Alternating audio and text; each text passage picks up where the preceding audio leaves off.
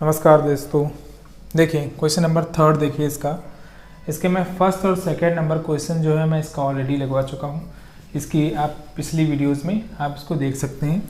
अब मैं third question की तरफ चलता हूँ। The third question is if sine is equal to 3/4 calculate cos A and tan A. Hindi में यदि sine A is equal to 3/4 है तो कॉस ए और tan ए को ज्ञात कीजिए। चलिए सबसे पहले क्लियर करने से पहले मैं आपको सबसे पहले एक राइट एंगल ट्राइंगल बनाना है। मैंने एक राइट एंगल ट्राइंगल बना दिया।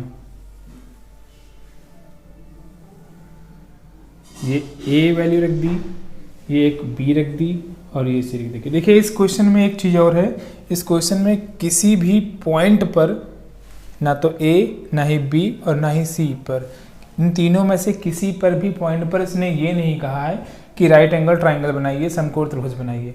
तो आप अपनी मर्जी के हिसाब से किसी को भी मैं बना सकता हूँ। फिलहाल मैंने बी को रखा है क्योंकि इसमें ए पूछा हुआ है, इसलिए एंगल ए के लिए पूछा हुआ है। यहाँ पर एंगल ए के लिए पूछा हुआ है, यहाँ पर भी एंगल ए के लिए पूछा हुआ है। तो इज दैट क्लियर? तो मैं ए के लिए रखा हूँ तो मैं ए को इधर किनारों पर रखता हूँ और बी को मैं मान लेता हूँ क्या, राइट एंगल ट्राइंगल के लिए 90 डिग्री। अब देखिए मैं क्या करता हूँ, सबसे पहले हमने राइट एंगल ट्राइंगल बनाया। उसके बाद देखिए इन क्वेश्चन में सबसे चीज़ इंपॉर्टेंट समझने की है क्या, बहुत डिफरेंट सा क्वेश्चन है, बहुत ध्यान से पूरे समझिए। क्या दिया हुआ है कि sine A is equal to 3/4, ये आपके क्वेश्चन में गिवन है। अब देखिए साइन ए का फॉर्मूला क्या है? साइन ए के लिए फॉर्मूला है perpendicular upon hypotenuse. Is that clear? Is equal to क्या है, परपेंडिकुलर अपॉन हाइपोटेनस। अब देखिए अब यहीं से मैं क्लियर कर लेता हूँ कि परपेंडिकुलर कितना है 3। इसको सामने वाली वैल्यू को हम क्या कर लेते हैं, ले लेते हैं।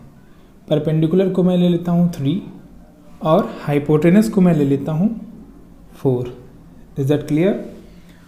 आगे बढ़ता हूँ मैं। देखिए परपेंडिकुलर को हमने 3 रखा। अगर एंगल ए के बैलेंस से मैं लूँ, ए के लिए लेता हूँ, तो परपेंडिकुलर क्या होगा, इसके सामने वाला होगा, इस एंगल के सामने वाला, मतलब ये परपेंडिकुलर होना चाहिए। तो परपेंडिकुलर वैल्यू कितनी है 3 सेंटीमीटर, जो भी कुछ है। और हाइपोटेनस क्या हुआ 4। मैंने बताया था कि सबसे लंबी लाइन कौन सी होगी, AC। तो ये हाइपोटेनस हो गई आपकी 4। हमें अब निकालना क्या है, बेस। क्यों? क्योंकि आपको पाइथागोरस थ्योरम लगाने के लिए या फिर इन जैसे ट्रिग्नोमेट्रिकल क्वेश्चन लगाने के लिए सबसे इंपॉर्टेंट चीज़ है कि राइट एंगल में तीनों लाइंस आपको क्या हो, एग्जैक्ट क्लियर होनी चाहिए, आपको पता होनी चाहिए। तो हमें आपको परपेंडिकुलर पता है, हाइपोटेनस पता है, बेस नहीं पता है। तो देखिए हम क्या करते हैं, इन पाइथागोरस थ्योरम इन ट्राइंगल, कौन सा ट्राइंगल हमने लेट किया, ABC। इन ट्राइंगल ABC हम लगाते हैं पाइथागोरस थ्योरम।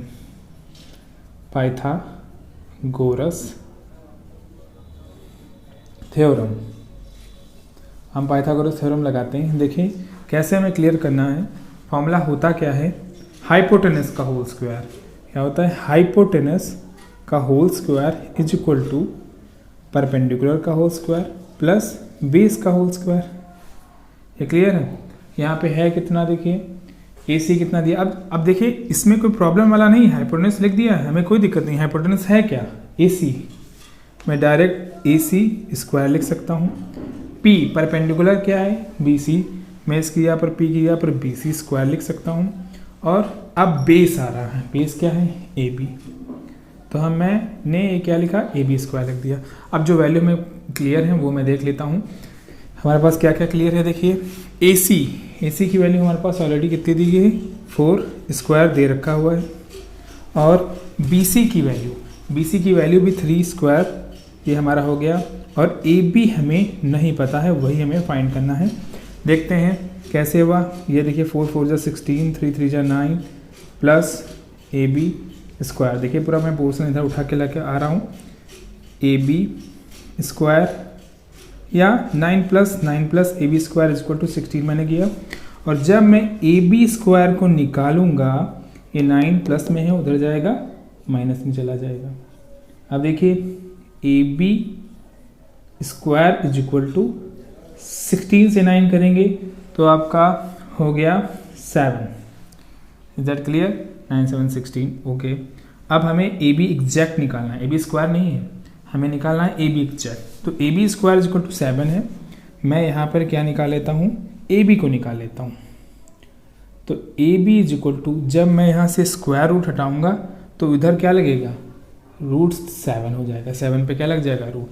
अब 7 के और ज़्यादा स्क्वायर रूट तो निकाले नहीं जा सकते, तो हम डायरेक्ट क्या करूँगा, ए बी की वैल्यू की जगह पर मैंने क्या कर दिया, रूट 7। ये हमारा बेस क्लियर हो गया। Is that clear? अब बेस क्लियर होने के बाद हमें इस चीज़ को फोकस करना है कि क्या ये तीनों चीज़ें क्लियर हैं। बिल्कुल, हमारे पास ऑलरेडी परपेंडिकुलर है, हमारे पास हाइपोटेनस है और हमारे पास अब बेस भी निकल के आ गया है। अब ये जब तीनों चीज़ें निकलने के बाद अब हमें देखना है कि क्या पूछ रहा है। Calculate cos A and tan A, different अलग अलग निकालना है। हम सबसे पहले क्या निकालते हैं, कॉस ए को निकाल लेते हैं। और कॉस ए के लिए हमारे पास फॉर्मूला आप सबसे पहले चेक करते हैं। कॉस के लिए फॉर्मूला क्या है, बेस अपॉन हाइपोटेनस।